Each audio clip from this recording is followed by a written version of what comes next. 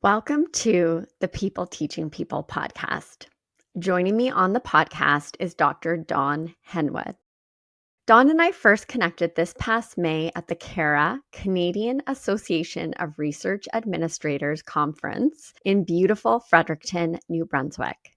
We were both presenting at the conference, and I had the privilege of attending Dawn's session, The 3 Pillars of Knowledge Mobilization.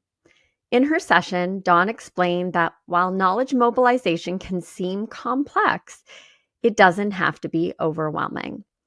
At its core, it's about finding ways to engage, educate, and inspire, creating communication that truly resonates with audiences and drives meaningful impact. Her workshop left a lasting impression on me, and I'm so excited to continue that conversation today, learning more about Dawn's story and the important work she's doing in this field. Dr. Dawn Henwood is a former English professor who understands both the arcane delights of research and the challenges of translating complex concepts into language and visuals that resonate with lay readers. Through her company, Clarity Connect, she helps researchers develop the communication skills they need to influence partners, policymakers, and funders so their ideas can drive change. Dawn offers practical, business-oriented training that helps bridge the gap between theory and practice. She also produces knowledge translation products such as impact stories, impact reports, white papers, video scripts, and training materials. Thank you so much for joining me today, Dawn. Thank you for having me. So, knowledge mobilization, that concept isn't really something I think that people typically talk about when they're just sitting at the dinner table. So, before we dive into your story, I thought that would be a really good place to start. So, if somebody asks you, what is knowledge mobilization? How would you describe it in a really simple, down to earth way? Even if they're sitting at the dinner table having a conversation about this topic, they may not use the same language. That's one of the challenges. There are actually more than 100 terms to refer to what I call knowledge mobilization. That's the most popular term right now in Canada. And to me, it's the process of moving research from the research community into another community where it generates some kind of practical outcomes, things we can measure. So, what would be an example? An example could be that you're an engineer and you have come up with a way to make aluminum some kind of alloy, so it's now cheaper to produce, it's more sustainable, and now the automotive industry is able to produce cars with less environmental impact and more cheaply. And I so appreciate that this is something that you support researchers with. As someone who works in applied research at SAIT here in Calgary, I know researchers are so passionate about the work that they're doing and all the things they're learning and discovering and creating, but then taking that and explaining it in a way that can be understanding to regular folks, maybe people who aren't as invested and engaged in that research, and to understand how that knowledge could be applied for them in their own lives. It's such an important thing. And I am curious, like, what are some of the other, you mentioned, like, there's so many terms, and the one that you've selected is knowledge mobilization, but what would be some other ways people might describe this? An older term, which was again very popular in Canada because it originated with the Canadian Institutes for Health Research, is knowledge translation. Hmm. But I think it was felt that that was a limiting term because it could lead people to think that all that's required is to change the language. Right? If we just simplify the language, get it out there, done. Like we will get uptake for the research. But of course, That's not how it works. I often say we're not really mobilizing knowledge, we are mobilizing people, right? Because you need people to move the knowledge. And so knowledge mobilization recognizes the complexity of the process and how many systems are involved and how many players. Other terms you will hear are research dissemination. That's Mhm. still the term that's very popular in the States. You will hear people talk about knowledge brokering, which is part of the knowledge mobilization process. A knowledge broker is somebody who is what's called a boundary spanner. So they are able to move between two different worlds. Well, in your role at SAIT, for instance, if you're talking to folks in industry, you're also talking to students, you're also talking to faculty, you're bridging the gap between the academy and industry. So you would be a kind of knowledge broker. Mhm. That's so interesting because I would say at SAIT, the word that gets used the most would be dissemination.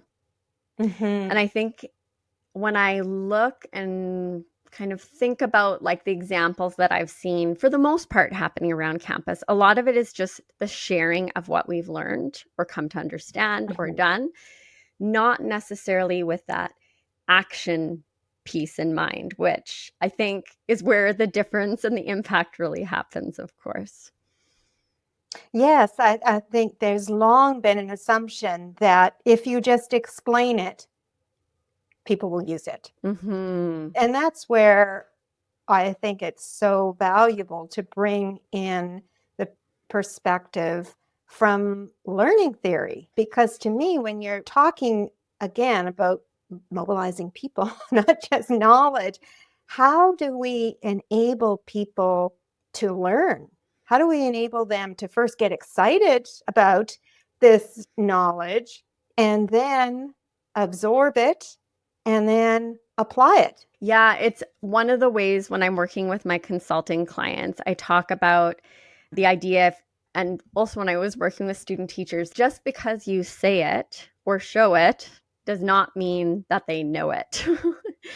And I think we get caught up in that. So I want to actually dive in a little bit more to sort of that learner designer perspective that you bring to your work. Because I think that is so key because you want that dissemination to really carry beyond that experience that people are having and learning about that information or those ideas. So, how does a learner designer perspective shape the way you think about sharing research and making it more accessible? It's interesting because I've recently been doing quite a bit of reading in science communication. I'm developing a science communication strategy for an organization. And in science communication, people talk about a deficit model of science communication, which people are now starting to realize is outdated. The deficit model assumes that you, as the audience, are lacking knowledge. You are this empty vessel. I will fill you up. Done. My job is done. And that should be all it takes. And to me, coming at from a learning perspective, I just hear, I can never say the name correctly, so you can correct me. Paulo Freire, pedagogy of the oppressed. Okay. So the idea that I think he calls it the banking model of education. Again, the idea that we have just kind of these empty vessels in front of us and we're just going to pour in the knowledge as if we're making a deposit of some kind. So I think that's the biggest difference. And thankfully, science communication and the field of dissemination and the broader field of knowledge mobilization are now starting to understand that that's not adequate. But it is kind of it's slow to really take hold because even when people recognize that that's not enough, they're not always clear about what they can do differently. And when I Mhm. think of myself as a starting teacher, I just feel I need to make endless public apologies to the students I had in my first years of teaching because I was brought up on this sage on the stage idea and just put the information out. And I know what it's like to stand up at the front of the classroom and say, why aren't they getting it? I'm doing a great lecture here. I've got great discussion questions. Like, what is wrong with these people? And then where do you go from there? So there's a skill involved in then thinking about how you engage students and don't just lecture at them. And It's a different skill set. That's the next leap, I think, that the field is needing to make. And there's some really positive things happening in that direction. Yeah. Oh, that's great to hear. I mean, and having these discussions and building that awareness and getting people curious about how they can do things differently is such an important place to start. And then, those different strategies can be implemented because you're right. At the end of the day, we want what people are learning to mean something to them so that they can take that then and take it beyond that moment in time that they're a part of that learning experience with you. Now, you've alluded to the fact that you started, you were a teacher, and I'm sure I bet you're being unnecessarily hard on yourself. Oh, no, no, no. Okay. You can find students who in 1999 and 2000 had me as an instructor. They will confirm I was the world's worst professor.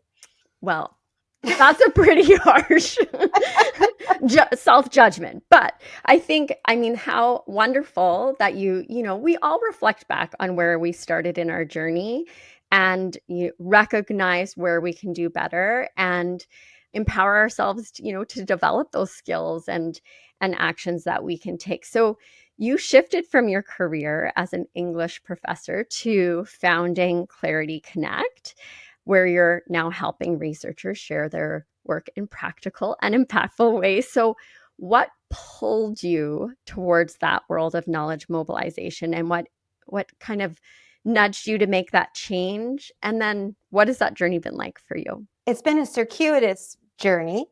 So after I graduated from U of T with a PhD in English, I spent about 7 years in the academy in assistant professor roles on a contract basis.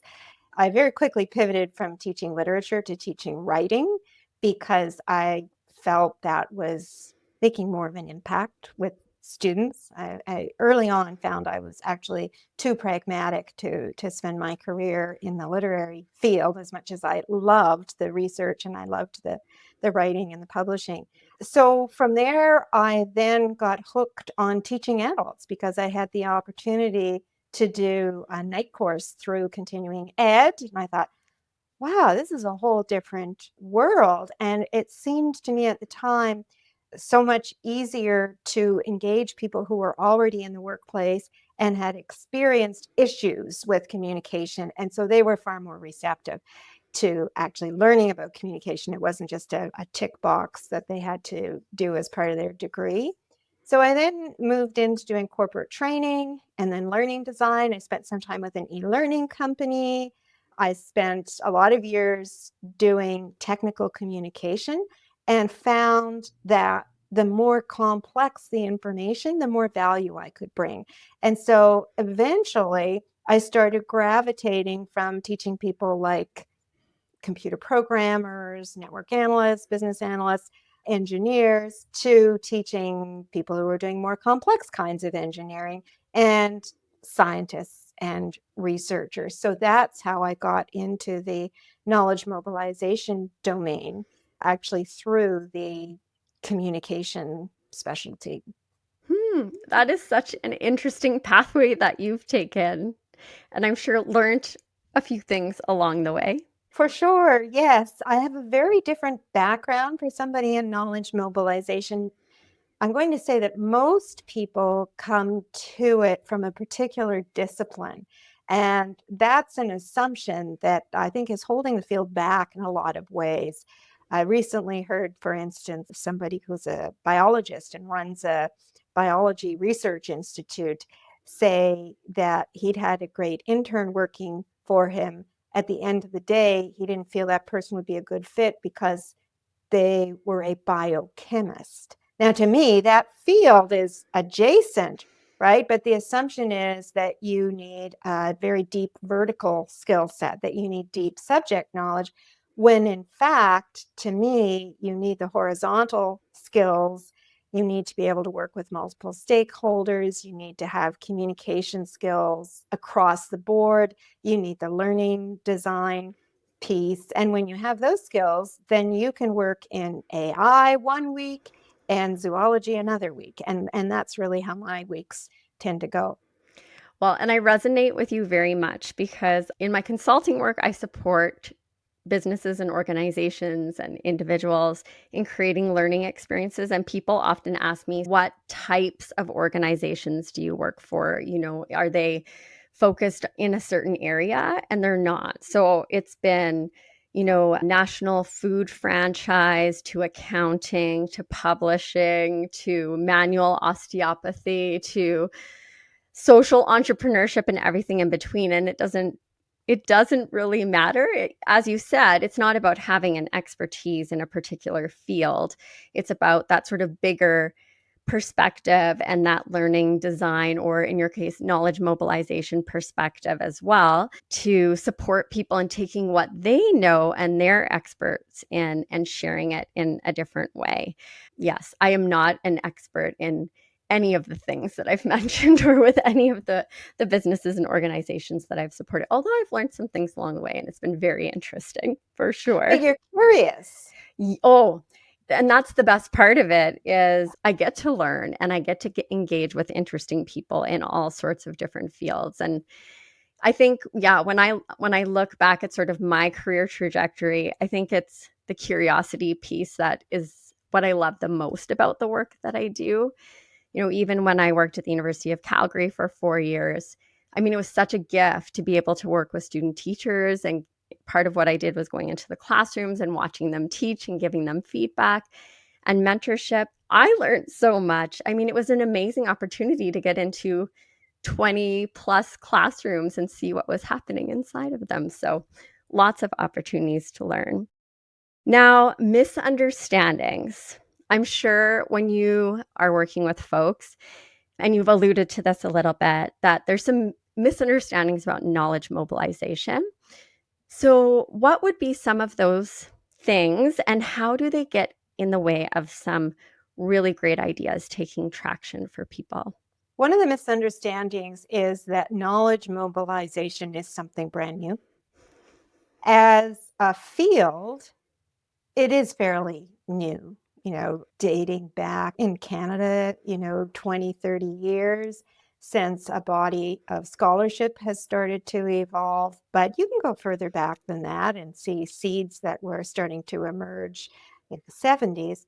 But really, putting a label on it does not make it something new.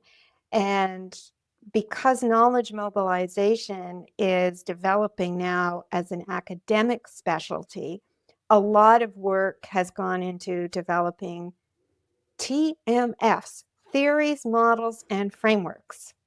And again, I've seen different estimates of how many there are. I think one article I read recently said there are 60, another one said there were 88. They just proliferate because that's what academics like to do. And again, as somebody who has played the publication game, I know that's exactly what you do. You look for a gap, you look for a way to tweak the paradigm, and then you have a publication. But really, what we are talking about here involves skills and processes from many different disciplines.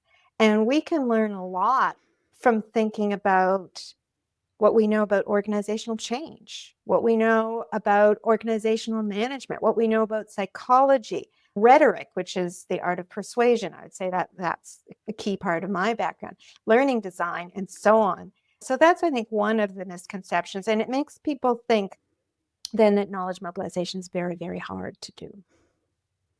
And it is, it's a complex process. It can be hard to know where to start, especially when you see, oh, which TMF should I use now? And does my diagram really reflect what's going to happen? And do I have a theory of change that's really going to work?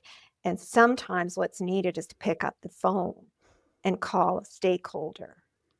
So, would you say that's the best first step for folks to get if they're feeling stuck and not knowing where to get started when they're trying to really think about making their work connect with people in a meaningful way and they're like, I don't even know where to start? Would that be the first step you recommend, or what do you think people need to do to get themselves unstuck?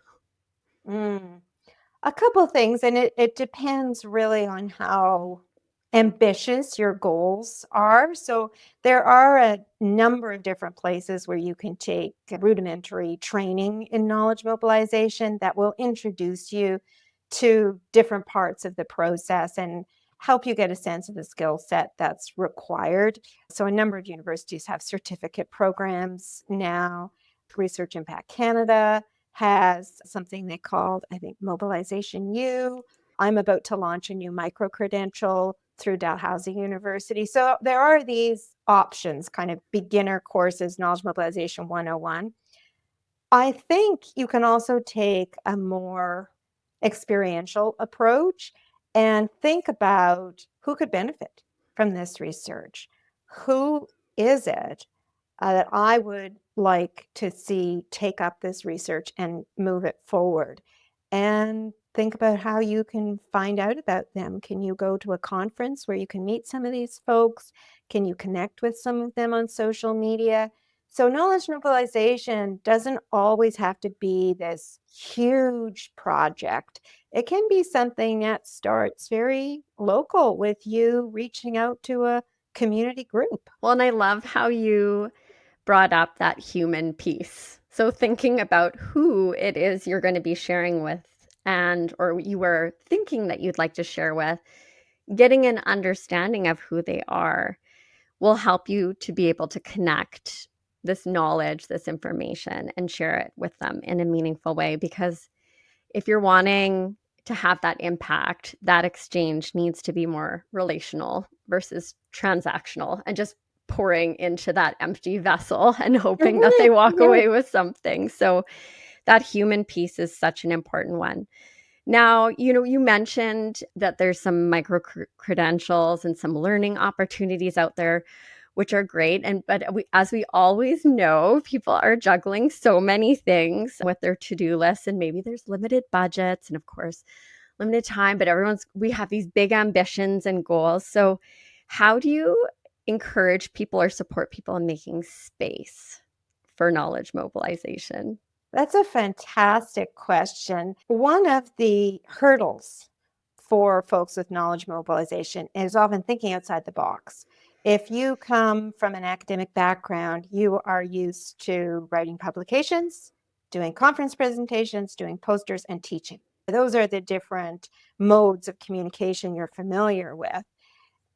So I tend to write a lot about creativity and try to help people get outside the box. Now, to be creative, you need to carve out space because you cannot be creative when you're stressed. You don't have time to reflect. You don't have time to think. So, the flip side of creative knowledge mobilization is to be quite ruthless with with your work habits. And so that could mean learning how to keep your inbox clear. It could mean getting more efficient at project management.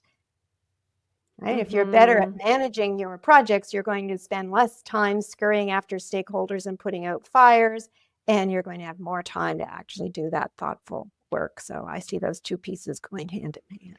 I recently read something that you wrote about managing your email that was very interesting and helpful and how you do that. But it's so true. These things can take up so much time and space. You really have to be intentional and create that creative block or time for yourself.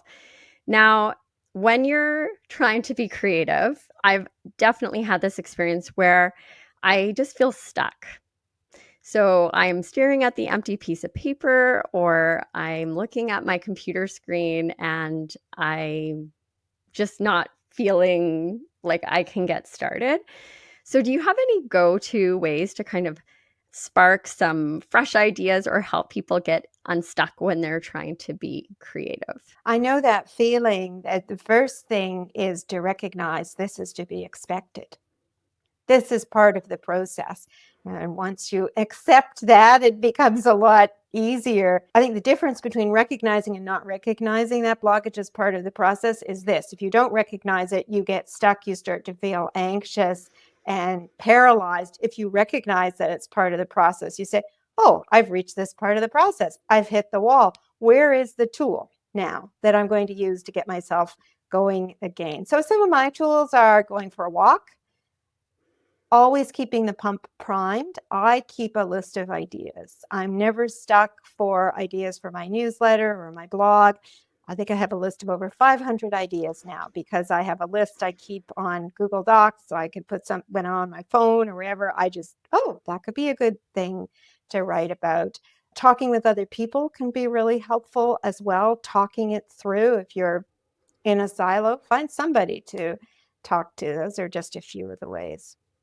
Those are all fantastic ideas. Change of scenery, chatting it out, and when the ideas come to you, not necessarily when you've carved those 20 minutes to do the thing. Yeah, to have a strategy that you can get those ideas out and documented in some way. But I love how you said, recognizing that this is happening, right? And then drawing on a tool that works for you to kind of address that in whatever way works best. I recently attended a workshop with Dr. Jody Carrington. She's a psychologist that I think she's just outside Calgary, so in the Calgary area. And one of the things, and I don't know if it's her quote or someone else's, but she said, you have to name it to tame it. So I think Mm. acknowledging like this is what is going on for me allows you to then do something about it. Yeah, because we all experience that for sure.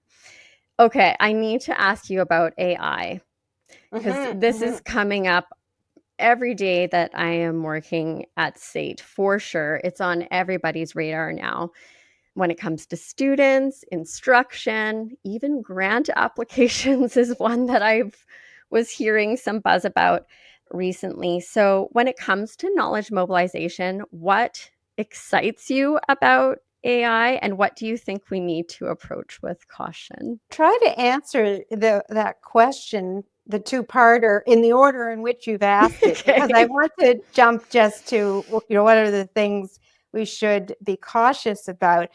But when you think about the stuckness part of creativity, AI can also be a tool to help with that. Recently, for the first time, I actually recommended to a client that they use AI because the part of the writing process that they were having a lot of trouble with was the ideation part, just getting started. Now, for me, I'm a person who always has ideas coming, more ideas than I can cope with. So that's not something that I typically need help with. So that hasn't been very useful to me in my own work. But for somebody who's really stuck and they need to get not from 3 to 5, but they need to get from 0 to 1, AI can, if you prompt it correctly, give you at least something to work with. And then you can, if you like, use it as a writing coach. So I think that's hopeful. People are talking a lot about AI being very useful in terms of research dissemination. But research dissemination is often an early phase of knowledge mobilization because we do have to get the word out there, because if nobody knows about it at all and we're not using some of these traditional channels, then they're not going to be ready for a conversation. And so people are talking about AI being able to create plain language summaries, for instance. And there's a fellow I'm trying to remember whether he's at Waterloo or Western, James Shelley, who's been doing quite a bit of work in this area, developing actually a tool that he says will be very, very good at this. So I think AI is a possibility for creating, I'm going to say, kind of first level, kind of raw material that knowledge mobilizers can then work with. Where Mhm. we need to use caution, AI can look shiny on the surface, but when you really engage with what it's produced, it tends to feel flat. It tends to lack that human connection. And it will often make false assumptions about your audience. And as we've discussed, audience drives everything that you do as a knowledge mobilizer. You said earlier you want the learning to mean something to somebody. I would actually reverse that and say that if people can't see the meaning, they can't learn. Unless Hmm. there's a personal meaning for them, they're not actually going to want to learn. They're not going to be able to learn. They're certainly not going to move your research forward. So I think that's the caution, that to use AI for more complex kinds of documents, reports, proposals, grant applications, you actually have to be an incredibly good writer. Because I have had AI as well tell me, oh, you've made this mistake and that mistake and that mistake. And no, I haven't.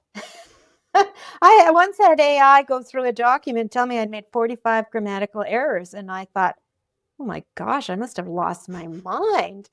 And I'm having a really bad day. And I went through, and there were grammatical errors. There were 2.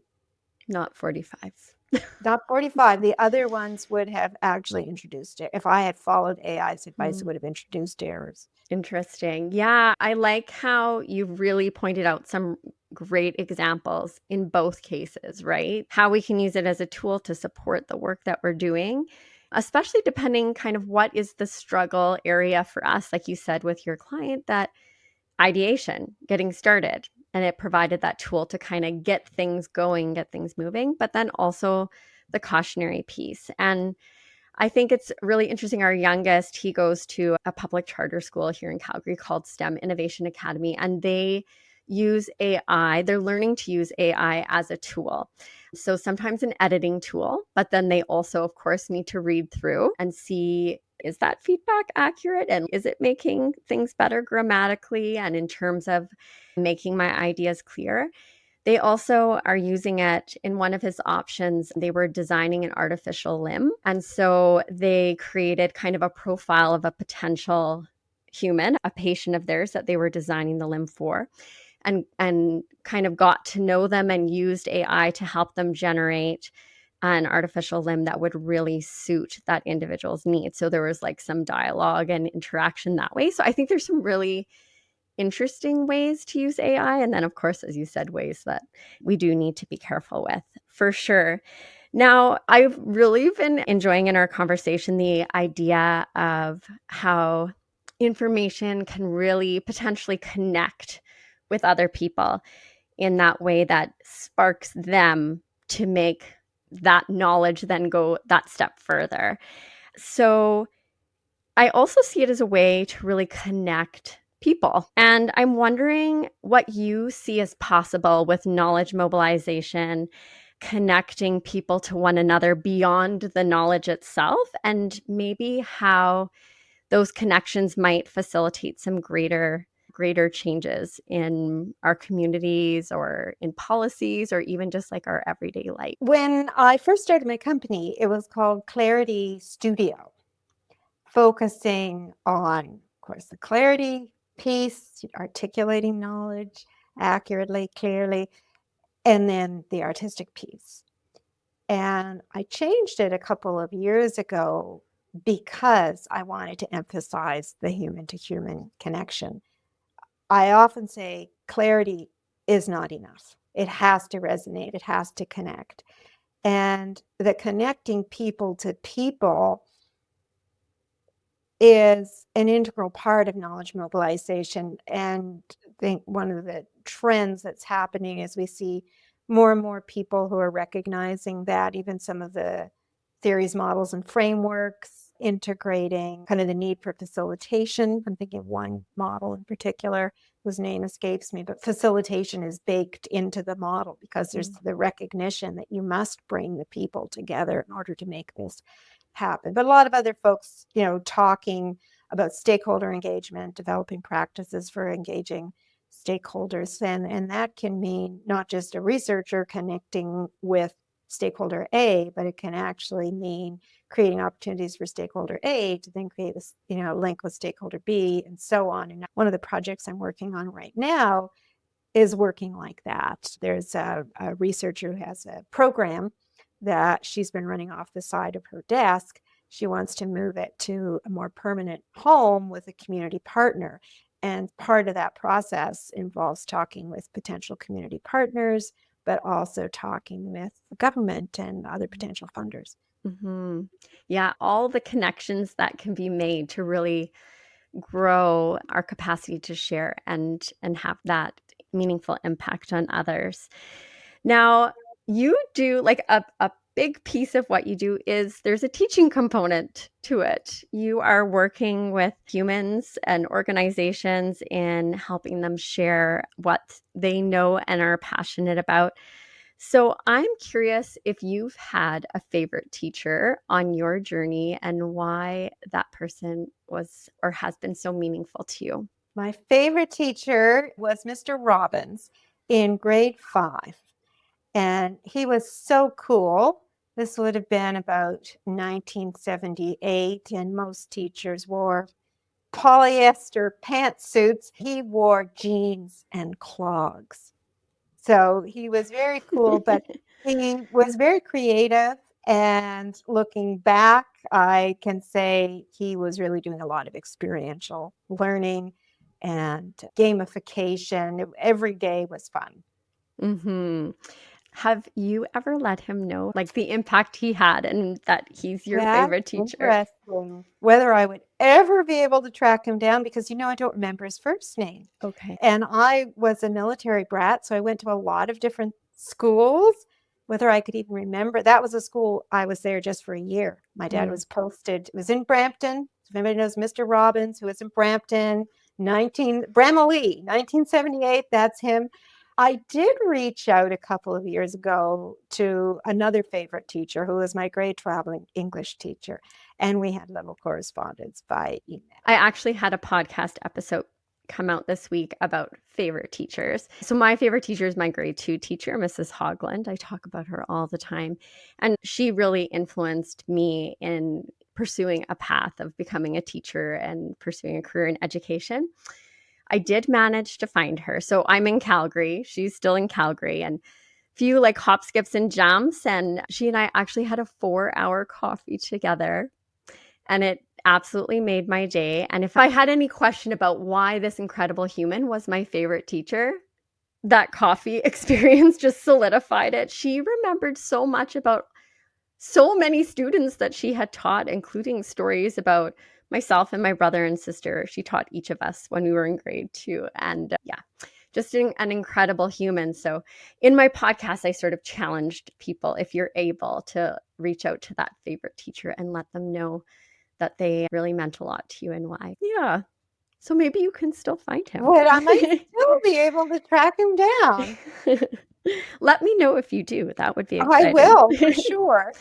Now, you've had quite the journey, and I'm curious, when you look back at your journey, what is something that you are the most proud of? One of the things I'm proudest of is winning an award for my academic work. When I was a graduate student, I published a few articles, and I published one that won Essay of the Year in the prestigious American Journal. So that's one of the things I'm proudest of. Interestingly, it was also a revelation for me because it would be another 7 years or so before I left the academy. But I remember I went for an interview just after this was published, and I met with graduate students as part of the interview. And they had read the article and they said, "Congratulations, Dr. Henwood, on this article."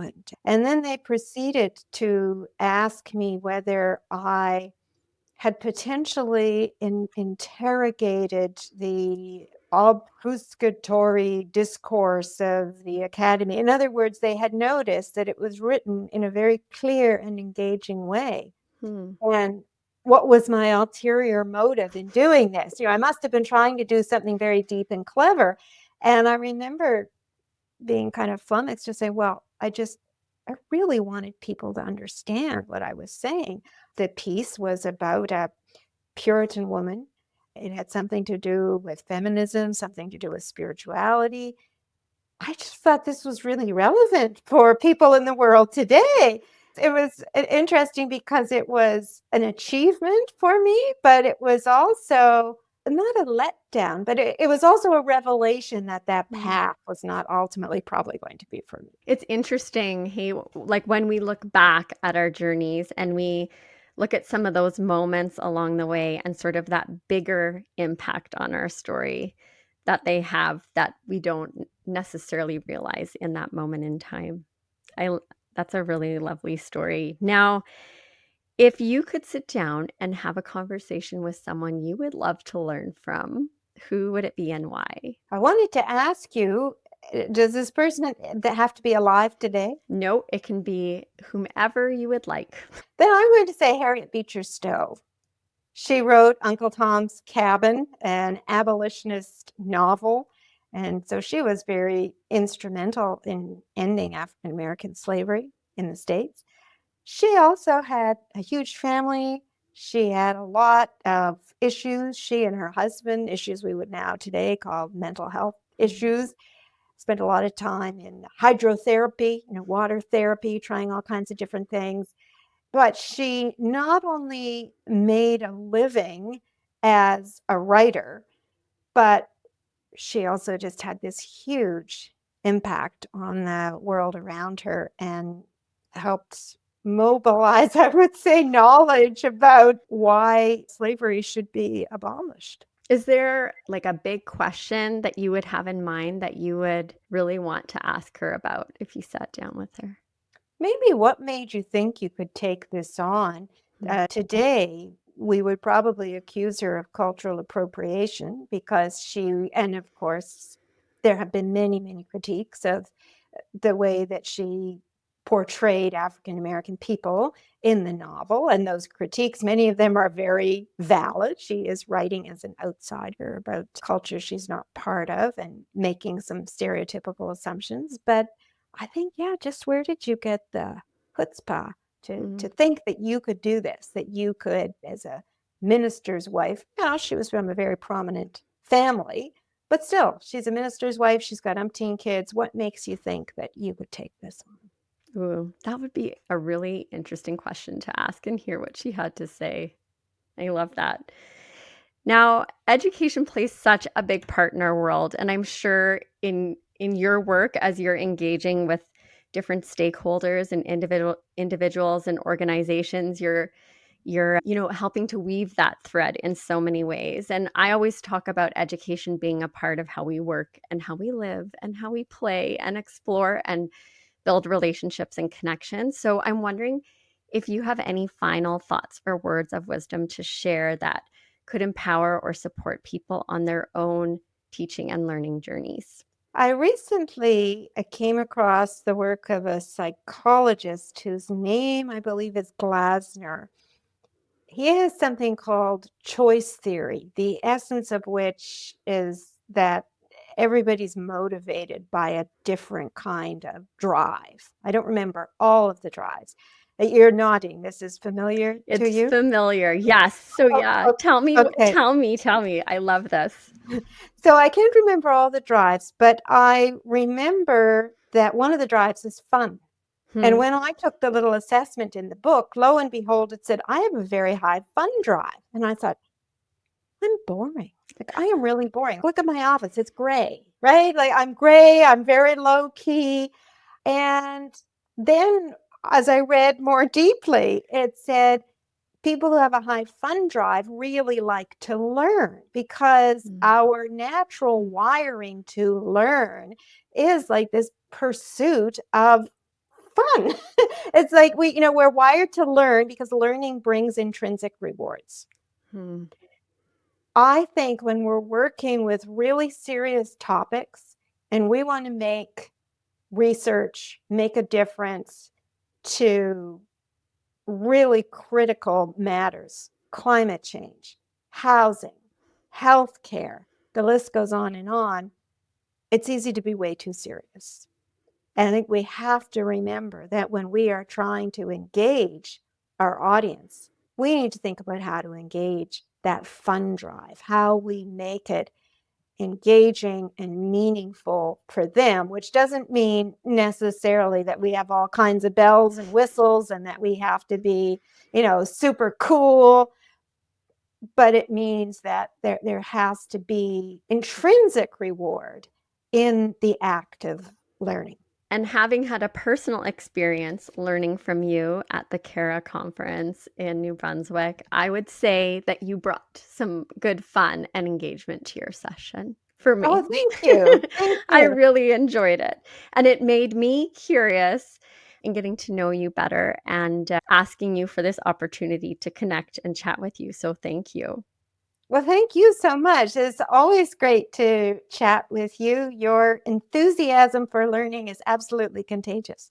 Well, thank you. And Dawn, I just want to thank you so much for sharing your time and some of your story and your words of wisdom with us today. So, if listeners are also curious about you and learning more about you and the work that you're doing, where are the best places for them to find you? I would say connect with me on LinkedIn. That's a great place. I think I'm the only Dawn Henwood on LinkedIn. We also have a company page, but I'd post more on the personal page there. And then our website is just www.clarityconnect.ca. Amazing. Thank you so very much for joining me today, Dawn. It was great to connect with you and to learn from you.